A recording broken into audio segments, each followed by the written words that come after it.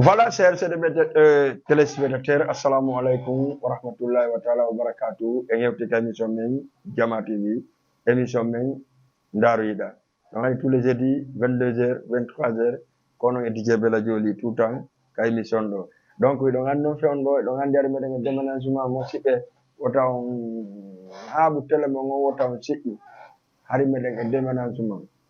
Eugol to ara ɗo ɗon andi installation ji ɗin e tout ça c'est pour cela émission ji ɗin dari moƴƴa jama nodda men kay téléphone ina pourquoi émission ji ɗin no darade donc min ala wadde émission ji donc andintegol on ɗum meɗen e travaux fewn ɗo si gasi inchallah en démarra émission ji men konno wowiri noon konno no jama on kadi faalira noon ɓayno andi Jama TV c'est pour vous donc Jama TV ko télévision ma ɗarama ko jeunesse on jeeyi donc ko aduna Allah fof jeeyi ko ɗum so wiya Jama TV. Jama TV ɗon andi a tout temps haray no wodi piji kesi haray ɗi information ji ɗi jama on kadi ɗi wonɓe ga ɓen humpitata jama on ɗum sinna Jama TV la télévision autrement haray mi salmini jama on fop mi accani hay e goto nendiraɓe men ɓe babiraɓe men ɓe bappiraɓe men ɓe kodiraɓe men ɓe sodiraɓe men ɓen e téléspectateur ɓen fop wonɓe darde Jama TV e wulɗaɓe Bella Joli ɓen kay mi sommo ɓen kadi salminama ɓe weltanama donc en torki Allah kala mo waɗata ko sarte hoore mum yalana no ittere jam moƴƴere kala Allah vraiment mo kala ko fala yalla okkor ɗum ala ko hoore jang kayran afiyata hanno hiɗon andi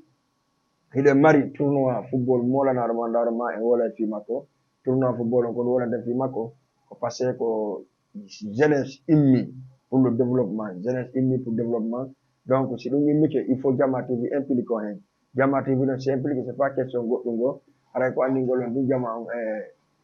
hande iɗen ɗo bon kono wowiri noon ɗum ka émission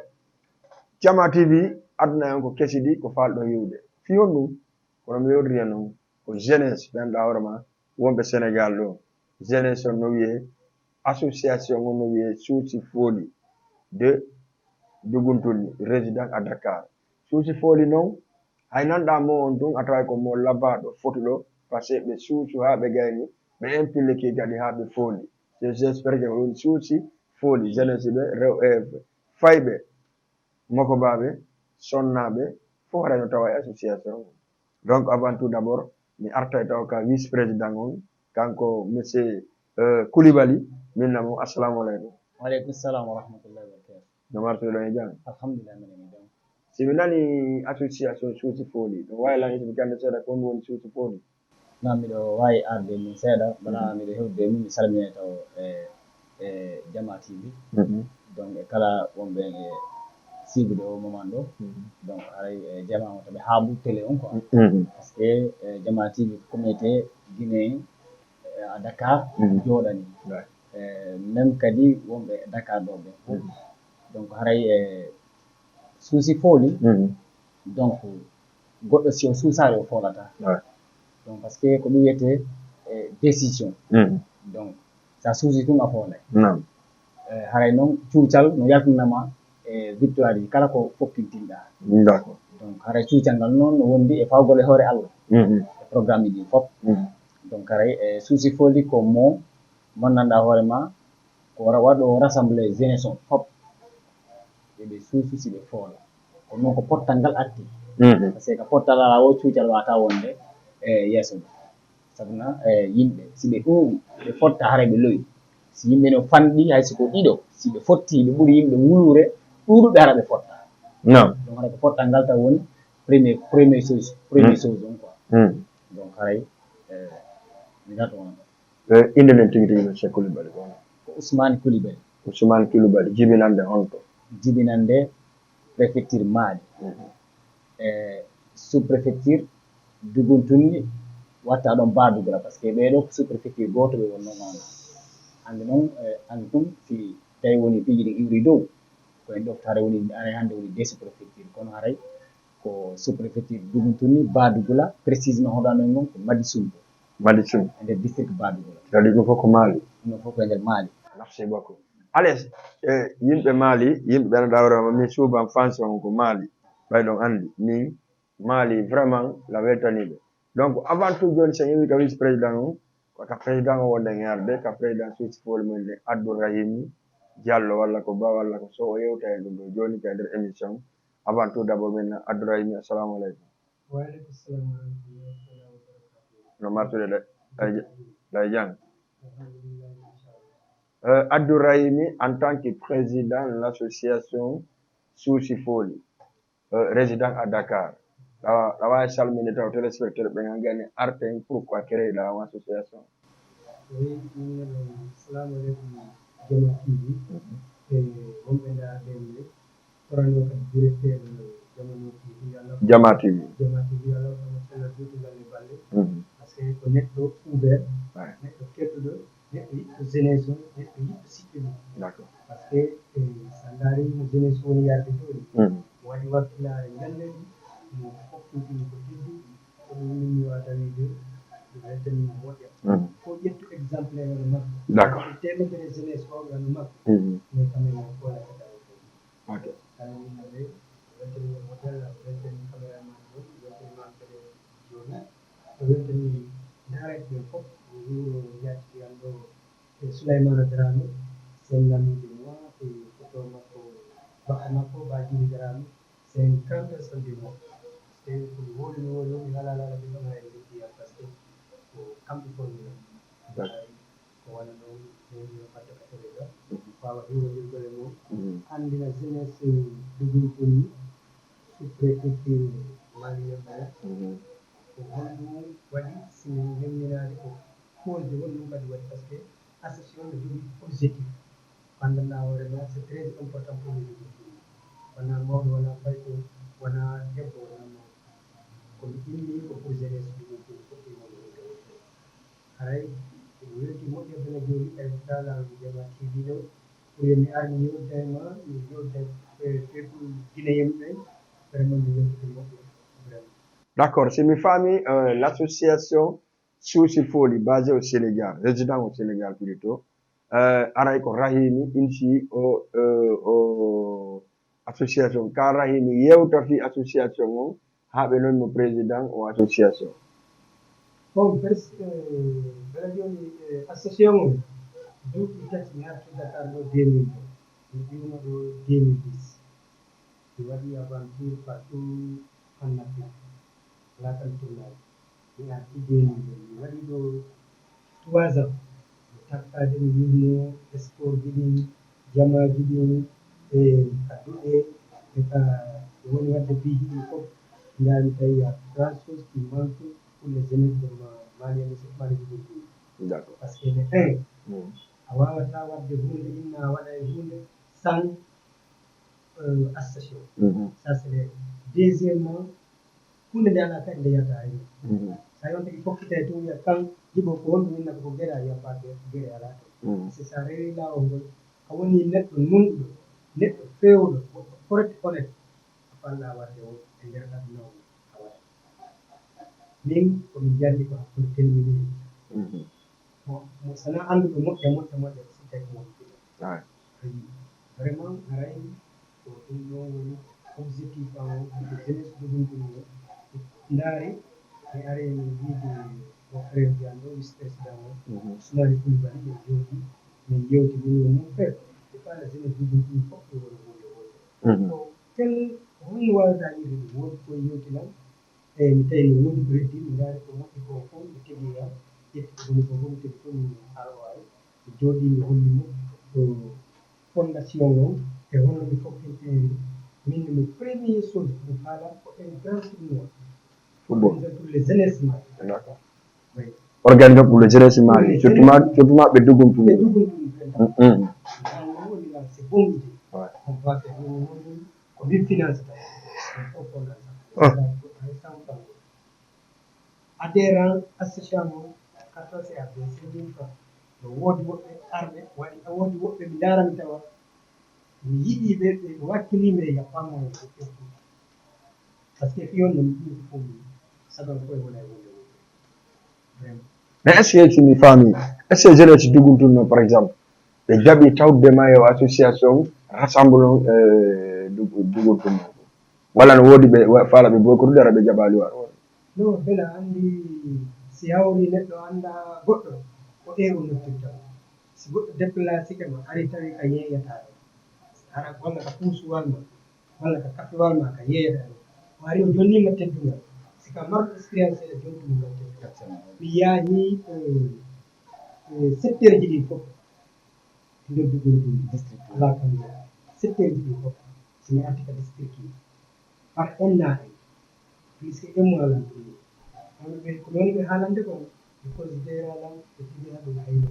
par ce que ko mbuɗi woni haalde haala mum e certains ans ko ɓe haalnilan kon sama soke sama touché min ɓe anndi ko expérience oɗo par ce que neɗɗo si annda hay tous o fuɗɗitoma tegude ka annda hay tous ɗo a reena e makko reggila yaada e makko e hakkille woodi ɓe mi jeeyi mi ari mi ƴefti wispes kam mi yaade makko mi wulli e koyɗe maɓɓe ɗum kamɓe koɓe yiɗon kon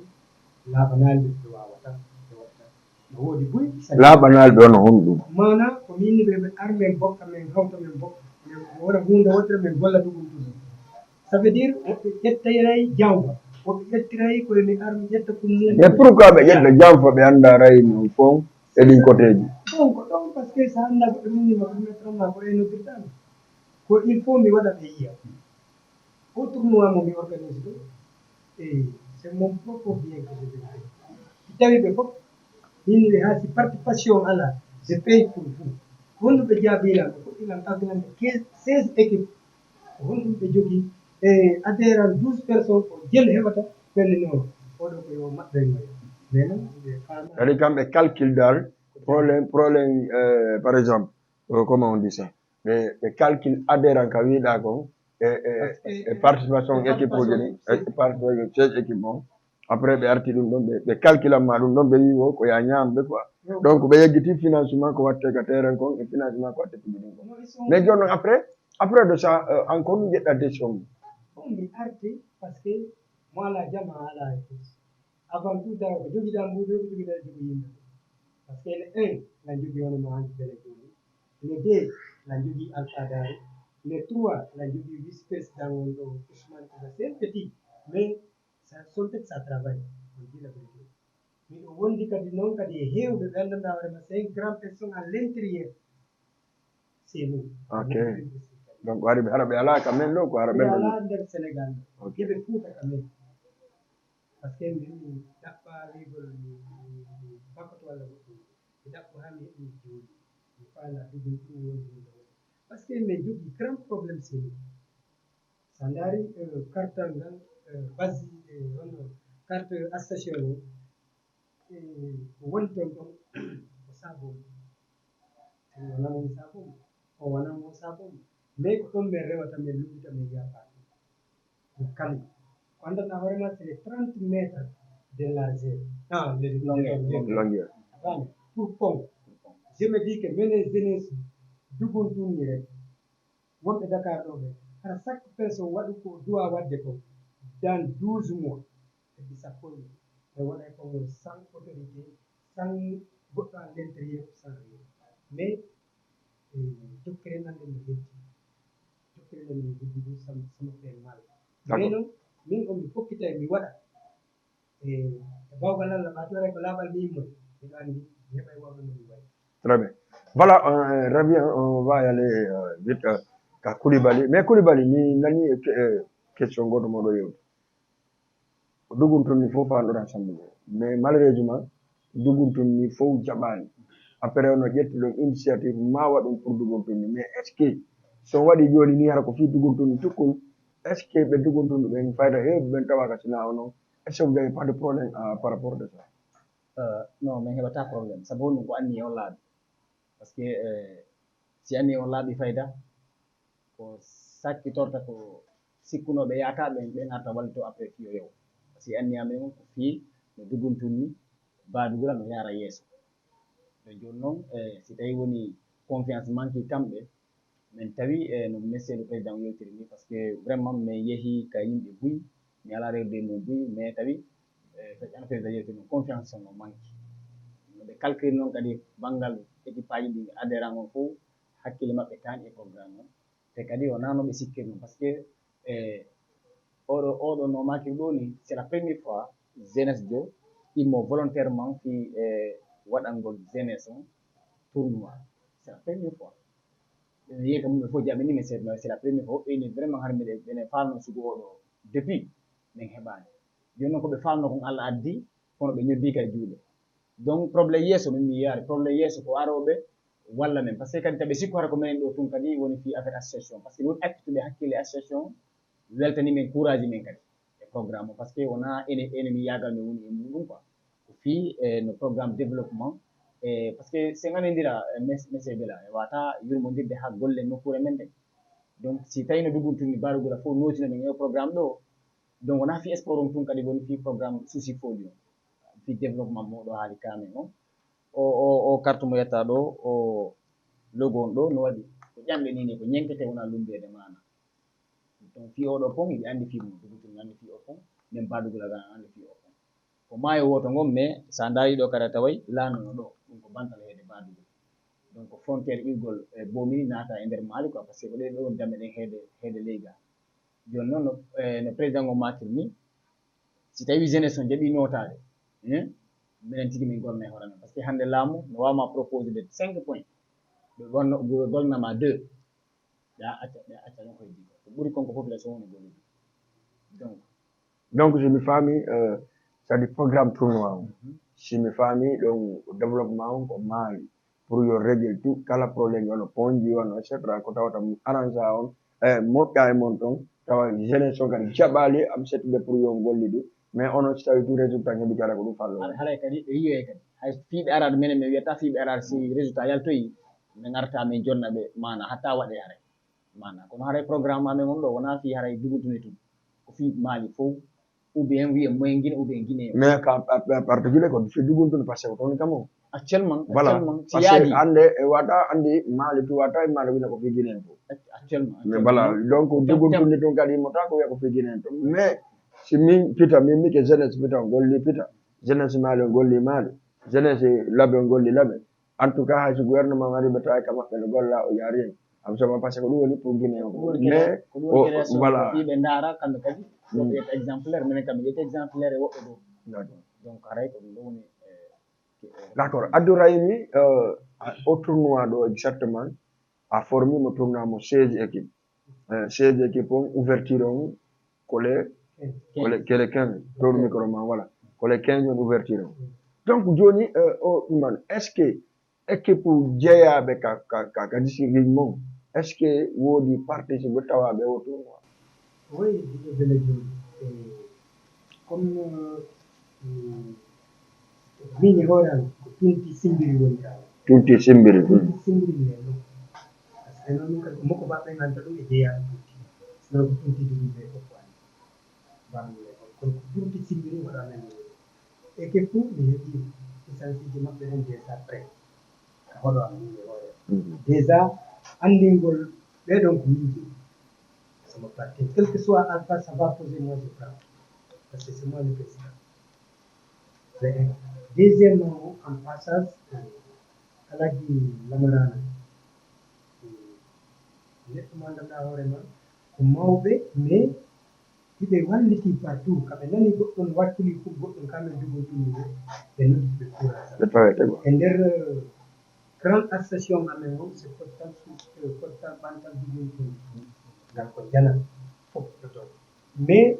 min miɗo wiɓe toujours yo ɓe naata minen jeunesse o par ce que mo ɓewi hollu ko yekka wawi district an on jeñde secteur tunti je crée Badugula il crée Kokuma kanko to dawɗo Kokotoye il crée mais 5 création tout faut essayer watta par ce que Dakar ɗo si pita ɓeƴƴi ko minen woni disi non excellent non prime non parce que sa yi wono o débat ɗo mi ari pour yo waɗi sino fait plaisir o welalan kadi jooɗo takkoma an bela par ce que 18 ans e yitali so itti ɗum joni kadi ne yoppi ko ɗum ko woni o fier quoi fijen yahi fijen wonde par ce que si hawrino hakkude walla joɗɗo so yiɗi ko takko ko ɗum waɗi vraiment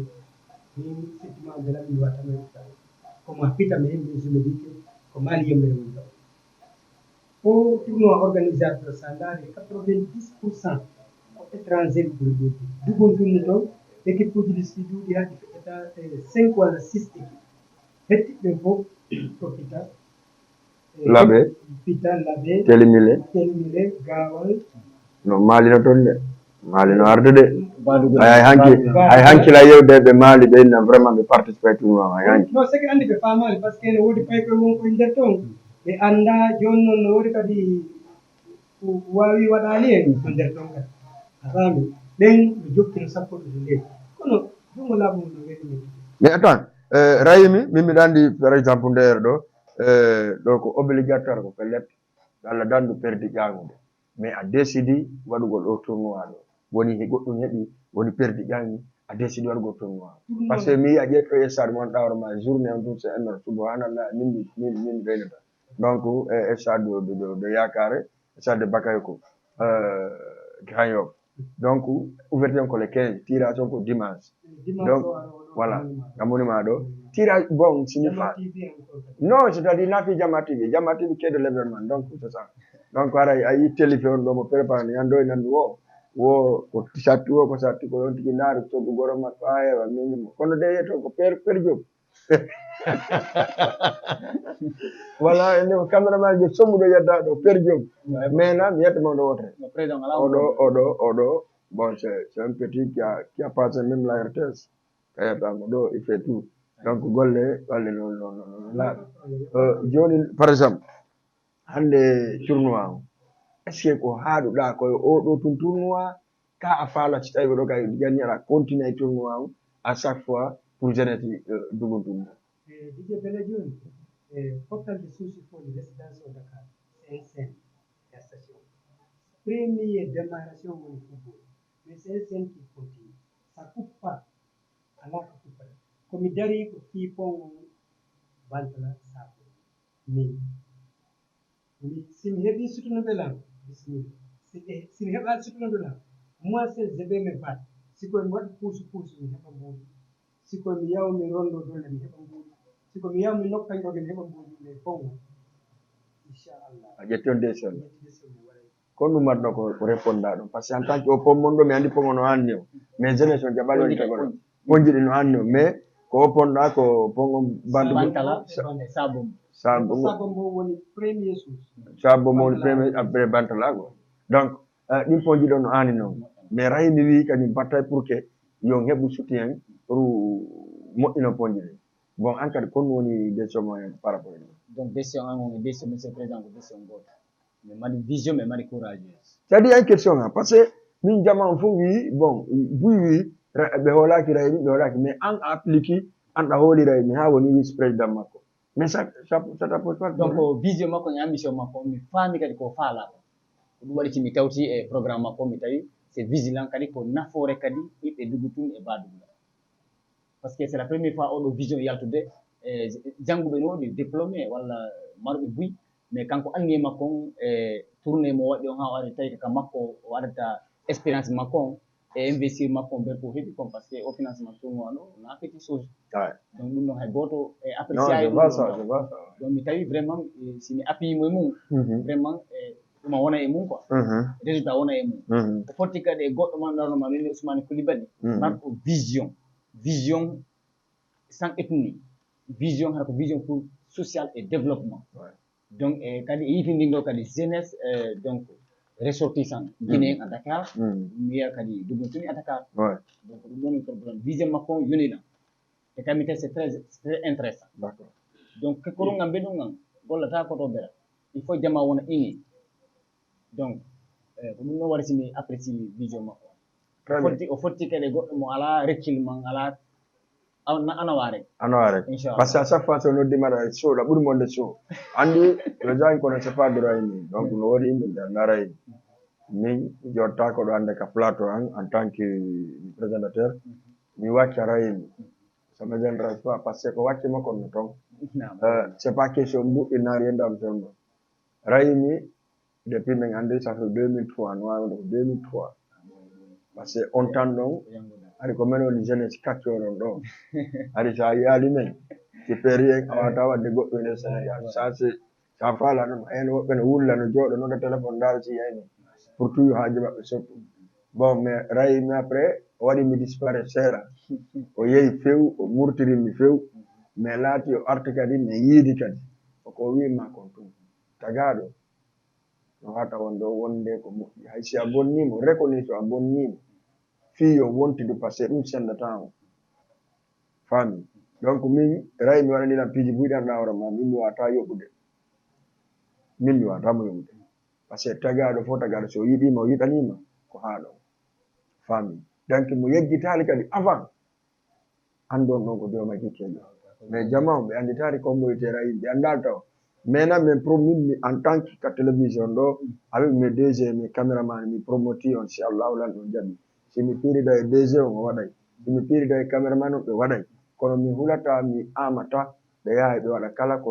tournoi on landi si allahu lan ɗon jaɓi ka côté médiatisugol tournoi on donc c'est ça la vérité ko ɗum si minni o ñande on landi kala minni raymi menen ɗo plateau amen ko temps mais sincèrement parlé ndaaro kala ka heɓu ɗon andu yaɓe mbaɗa on deux plateau avec le tirage ɗum ɗon tun ko andintingol andintigol raymi ko menen wala na hayjigo na voilà donc c'est ça la vérité sinon sa joɗɗo wola fi wona o tournoi sincèrement parlé tu paie on 50 000 francs un plateau a faami mais onon est ce que hande la wawi wiwde couverture télévision ko 500 000 mi wawata par ce que min couverture télévision le amen yaha min filme match on ha o gasa mi ara min dividé ma ka tele mi paie 500 000 francs ina min yata mais hande on peut pas faire ça a rayni par ce que ko neɗɗo monɗa hoorema o waɗino fiwota mi waɗa ɗum par ce que il faut ndaronga hay directeur o ɓay mo jaɓude télé o émission waɗe ko ɓay ala feere no waɗi par ce que mo reni fewndo gasali bon chantier mais o wata réserve bon raymi simi daari mi tawi hande ɓe ɓeddugun tunni ɓe jaɓali participugol e tournoi laati comme no wiɗɗa noon laaɓe piita mamum dalaba c'est-à-dire guine mum fof wawi tawede o tournoi kon ɗum marɗa ko wiya ɗo min ɗon bela jooɗi ko mi wawata wiide yo Allah yoɓɓu ɓuri moƴƴude mi weltanoma an bela jooɗi mi weltano e participant fof surtout ma mi sikki mi ɗon kaydi participe ɓen ka ok ça après ASC Boston bonno watta journée le nom e monsieur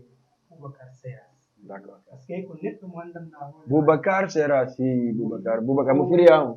non komo pija kono hoɗi toon kanko woni responsable représentant Bomboli ok Bumbuli ɓe par ce que anndi voilà mari publicité donne ma mes t-shirt là anndi ko yiyata ɗo wona wasima haray ko dugun tunni tun yimɓe sokodi ɓe na kamɓe to kono ko honɗum mi faala eɓe anndu min komi faala ko yimɓe yaade ko base ma politique on non voilà c'est là-bas voilà j'ai mes candidats et puis j'ai des gens qui me connaissent ouais mbiɗo jogii kadi yimɓe anndanɗa hoorema ɓe yadde maɓɓe hayso ɗiɓe har tournoi o nde bela fof ko dugun tunni ɗo si ɓe nootinoɓe kadi noon a anndano kadi dugun tunni no e nder Dakar faami kono ɓaɓe jaɓani c'est pas forcé ha joni kadi décourageaki ha joni kadi déciyansaki e maɓɓe ɓeɓe yeehi ha mi tawi no jooɗi ka place uji maɓɓe mi haali ɓe yeehi ɓe yiltitini ɓe jaɓani hande wonɓe e galleji maɓɓe hande kadi ɓe ɓuri ɓe jokku a faami si tawi ɗo comme par exemple Johere e Jeññen e Kokuma andi toujours sa noddi yimɓe e piiji e pour développement ka mum ɓe wari arde ɓe ballidiron fof wono ndene goto wago mais noon si hawri ɓe anda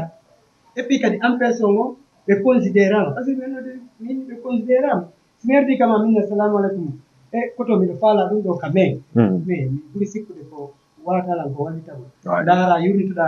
ndaara komi winndi ko ndaara komi ƴetti kon sino wonde goo mais wata fodde hannde anndalan hannde wondalan hannde ko min watta ɗum ha yiya tawa way ko wona vraiment ara équipe aji heddiɗi fof waɗi participé ɗi bela miɗo weltaniɓe ha min nda ko haɗa haali mi wawata noon fonde ɓe fof ASC ji ɗin quoi mais wona e dimanche ko tirage ɗon noon kadi kala ma joueur ɓe kala ma équipe ko Samba limata e Kumba limatake fotta e fof jaratake est ce que ɗo wawi wadde ɗon beru participe ɓen arteŋe mum arteŋ par ce que ɗo gandi émission men o joni lan ça doit être 10 minutes avant hiren waynode est ce que par ce que mbiɗo anndi sincèrement non par ce que minen toon moi si là-bas assez gueme toon de min noon mi arana goɗɗum gotina ƴettugol fof on nawa ok ino ɗo équipe aji waɗɗi participé ɗen ni meɗen e équipe sappo e tati 13 équipe 13 équipe wawɗi hedde 16 ɓeɗo kadi tato ɓeɗo ɓe mari contact maɓɓe kono ɓayi tigi tigi fi a tawete harana ko ngongol a waɗa participation c'est-à-dire joma le nom de 13 équipes d'abord participants après on passe programme portal Sousi Foli résidence à Dakar donc premier AFC Génération Foot Génération Foot on jagati o tourma randi AFC Génération Foot e ngam ɗon ko wintiruɓe jeunesse mana fay fu gayme ok deuxiémement AFC Badougoula Centre donc monsieur Souleymane ɗo kamɓe kadi ɓe aroye woda ka ɓe yewti troisiémement AFC Boston Junku président o wiyaɓe bonna watta kamɓe ɓe bonni tumɓe watta sultami haalde ɗo d'accord ok quatriémement AFC Bomboli B ka koto Bocar mo woni haalde fi d'accord ka tinde tan ok cinquiémement AFC Guémé Dépita ɗo anndi ɗon haray wolo wi ɗon c'est le président de AFC Guémé may jon noon tonti Guémé awa mu yaati ko tunti Guémé masi werti no woɗɓe ɓe mulata najoɓe balo ngana ko ƴettoɓe yonno koɗɗinuma basket waɗani bugo ɓe ɓe mulata mais ka koyɗe non toi aussi ok sixiéme équipe on ko AFC Tunti ka jati ka président on ɗo ok septiéme on ko AFC Thiewere c'est des gawal quoi ko kamɓe woni frontiére Mali gawal mana ok huitiéme on ko AFC Holon ɓen ɗo miɗo anndi ɓen non ɓen ɗo miɗo anndi ɓe wowi participe de tournoi ji voilà AFC Holon neuviéme on ko AFC Bounaya Centre way ɓen ko district oya winoɗo kañum ɓe perdata ɗare masi maɓɓe ok dixiéme on ko AFC Mbumbuli AFC Mbumbuli ɓe ɗewta ko jeeyaɓe nder district Badougoula fay d'accord ok onziéme on hiɗe mari AFC Nilao donc ɓen ɗon président wayantinnan tigi ka maɓɓe par ce que ko noon inde AFC on waɗi ni Ndalawol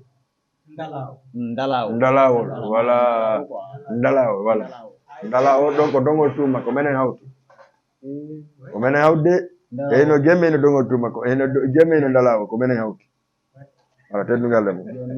ko kuppome yaani Guémé bamboyay Ndalawo bamboyay Guémé ko kuppon ɗo me yaani ok iɗen ka 12e équipe AFC Gura Duɓɓe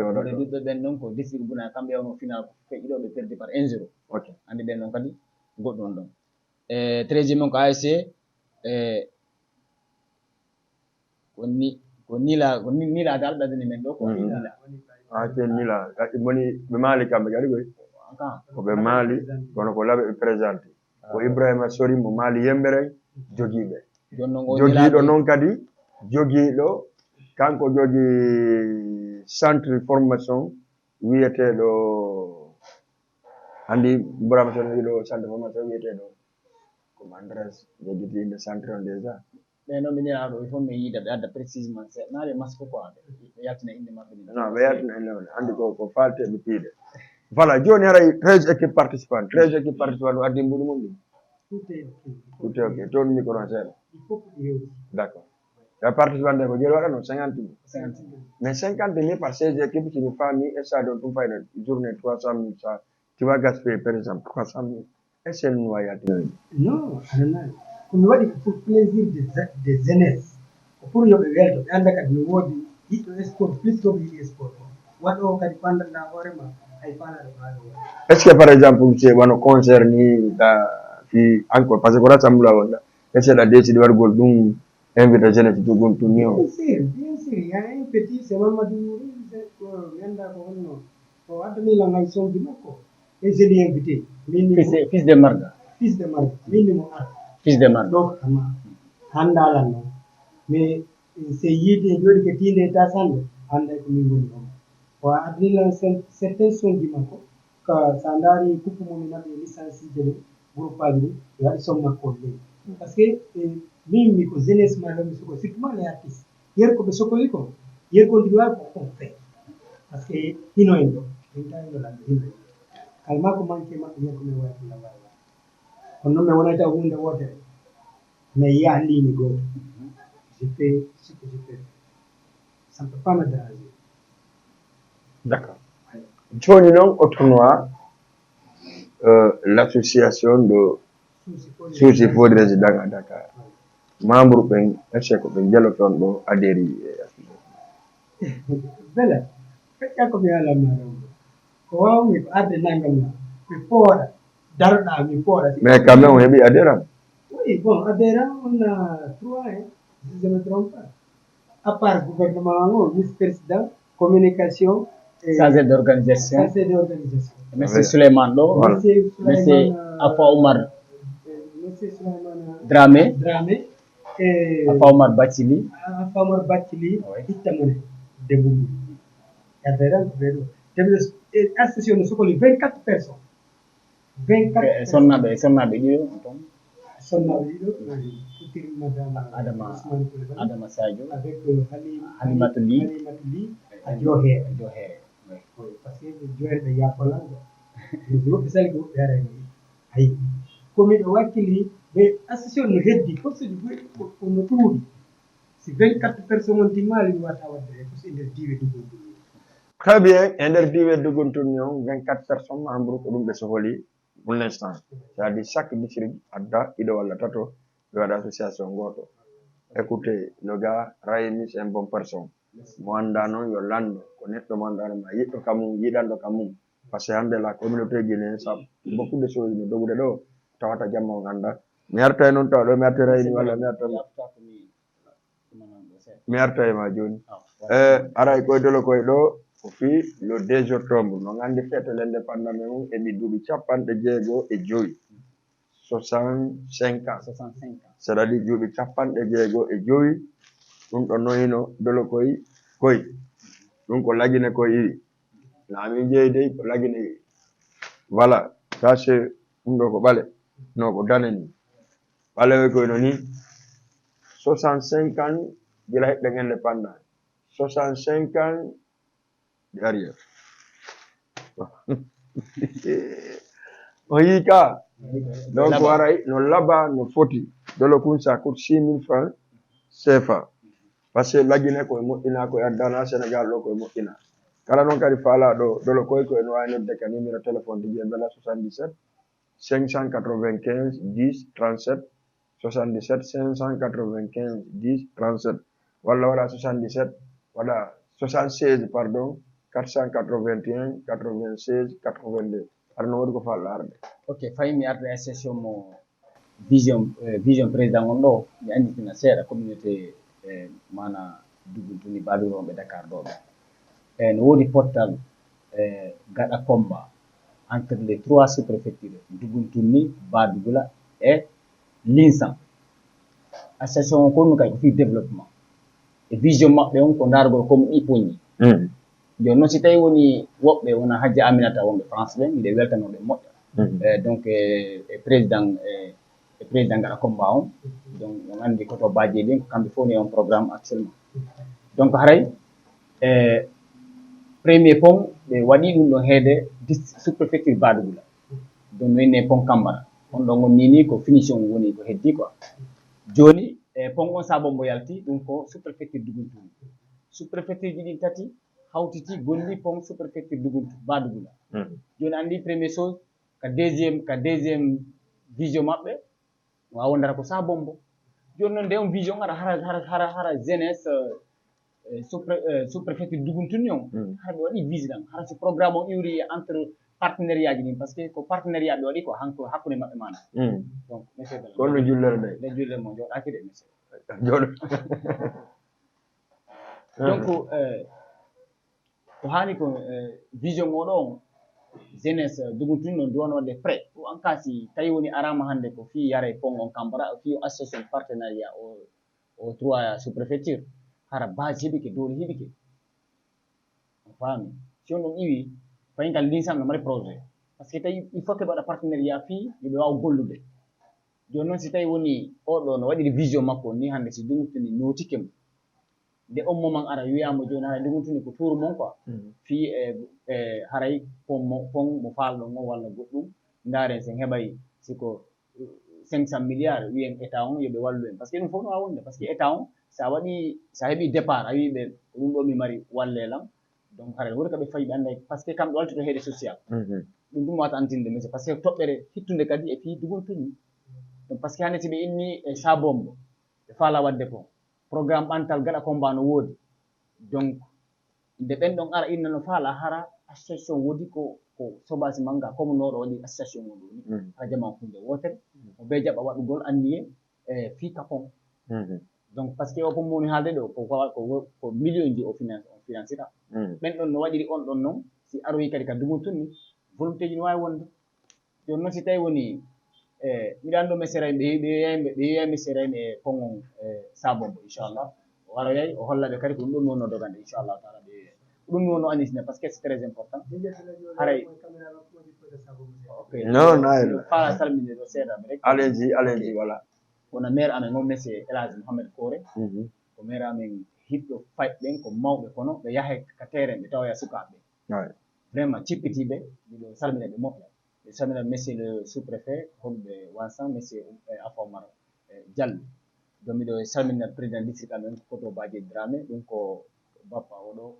ɗum miɗo weltanomo moƴƴa kadi ka banggal ressortissant ga miɗo salmina président ressortissant men koto Boubacar grand quelqu'un e wima hiroma mo weltani mana min ko noon vice président ressortissant sous préfecture Badougulan président amen ressortissant on no applique no tawti 100% e deuxième vision au programme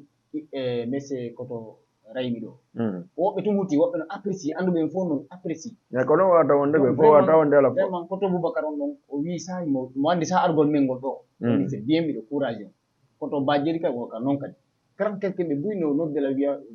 vraiment monsieur raymi ko idée moƴƴe meɗe weltore idée on donc haray ko ɗum ɗon mata e ɗumannaɗo ɗo ko inchallah miɗo hiwo miɗo salmina comme dugum tun min ɗo awide jo heere donc sabombo tunti mi ara heede bunaya ɓuro duɓɓe puupu ɗum ɗon fof koye nder sous préfecture ji ɗin woni mana d'accord ɗum ɗo fof koye sous préfecture ji ɗi woni dogum tun ni mali ara en salmini jama on fof mi andintina on si allahu lan ɗon jaaɓi le 2 octobre ara ɗe mari concert molanaɗo mo anndanɗa hoorema ko on ɗon woni waɗde mo fête molanaɗo concert on noon ko on ɗum ko waɗugo sargal Binta Lali Sow ɗum ko on to watta à la maison de la culture Douta Seck ɗum ko le 2 octobre si allahu lan ɗon jaaɓi Binta Lali Sow Petit Yero Baba Mali Boubacar Horeya e Awa Niane depuis Tamba haray ko concert molanaɗo wona e waɗede o teddugal e moɗon kala mo ndande ressortissant guinéen wonɓe darde donc haray meɗe notti fop nde ñande Douta Seck maison de la culture Douta Seck donc han noon taɓeɗen no waɗa taɓene toon mo 100 000 taɓane toon mo 50 000 taɓane toon mo 200 000 taɓane toon mo 150 000 manam ko genre dinede gala wona e waɗede par ce que ko sargal Binta Lali Sow so handi Baba Mali Petit Yero Boubacar Horeya kanko Binta Lali Sow donc ɗum ɗon naka petit affaire watte alliance la sous-région merci beaucoup merci beaucoup voilà merci merci beaucoup voilà déjà e yeeyi tabalngal 150 000 kadi yara jeef way voilà souci foli résident au Sénégal déjà pris une table 150 000 jour le 2 octobre merci beaucoup merci Raymi ko ɗum mbaɗɗa ko wayntoroɗa ɗo bon jogi ko wayntoro ɗon ko jama dugol tun ni o jogi andude min komi fay ko mbaɗa komi koddirawo maɓɓe komi babiraɗo maɓɓe komi miñirawo maɓɓe ko minen hawti nene e baa wata ɓe salo hay fof seeya komi neɗɗo simple neɗɗo mo ala probléme haygo mi yiwro ɗon nen baba en Alaji Ibrahima ɗi c'est une grande personne o fottal bantal dugol tun yara mi yiwro ɗon Alaji Lamarana Amérique c'est une grande personne wondana hoorema e courage mi weltano ko to dawɗo tindetali jokki en kam moƴƴa o townitaki mais premier chose komi arti ɗo mi waɗi denna bo tekkuno ha o jiɗi ɓaami yewtere depuis komi woni ɓe c'est min ɓurde bene mi wonno ko toon pottal banta ɗum ndiyami fiya ko ɗo woni negal ayi ɓe potti toon ko deñande wonnoɗen ɗon o ni wosi ɓen ami nani mi waɗa min way par ce que a meeɗa yiwtera mi yiwaɗo ɗum fof weltoɗa a jooɗi artiste ɓe addanɗa hen mi sali ya passage si ɗum ɗo feƴƴi ɓe district Guédiawaye monsieur Ibrahima Ly c'est du salut très bien monsieur Ibrahima Ly Djibi hiwro moƴƴan passage ɓe hiwro algasim tumti algasim yiɗɗo koto an on bappa makko e tournoi mo organise o yalla moƴƴinamo hiwro koto Amadou Diohere mo yawnoɗen ka mumɗa e koto Amadou Amadou Diohere ɓe takko ɗo ka monima ɗo aɗa tirage o kadi ɓe so invité ɗo wandi takko amen ɗo aɗa ɓe salmina fof ɓe weltonoɗon nan kadi noon e Hajja Binta e nene madame nalga tello mi ala yara kadi noon non are so a yewtoy kara naati quel que soit alpha ko kamɓe woni wadde fof kamɓe woni naɓɓe kamɓe woni ayi harayno ɓe weltani fof e comment dire no woodi e goɗɗo ɗo mi hejjita e tuɗinde makko nden mo kankala toujours mi nanaymo haala o fof mais so yii télé o mi wilan kono bani bala julde koto bala julde no anndila ay voilà mono faala kadi participe ka tournoi perce il faut que jonno numéro téléphone adresse ko jondiron ko ɗuma noon tuɓira on bon je vais numéro raymi on avant tout d'abord numéro raymi o ko 78 151 09 83 151 09 83 aray ko on numéro noon so noddi on raymi on ɗo ɓe nodde aray bon ya deuxième plateau yaafo ɗon kanko mo wara ɗon on deuxième plateau addomo kanko par ce que c'est comme ça le télé on fonctionnata donc bayina voilà Souleymane oɗo monsieur Souleymane Dramé ɗo kami jooɗi o ma o jooɗo d'accord miɗo weltori kadi voilà merci koto Bella vraiment mi weltanike mo moƴƴa mi weltanike caméraman ɓe ɓe moƴƴa vraiment président o mi weltanike mo moƴƴa donc haray suusi foodi ko yesso inchallahu taala salmin noon fayɓe maɓe gatali e par ce que andi ɓe darata ɓayɓe gatali o boyɗon salmi mi yarata ASC am équipe am an ala équipe toi tu es président ok équipe on ka tali ala équipe on ka jiwam lamarana Sadio Fatoumata Titteji e Dieynabou Dandou e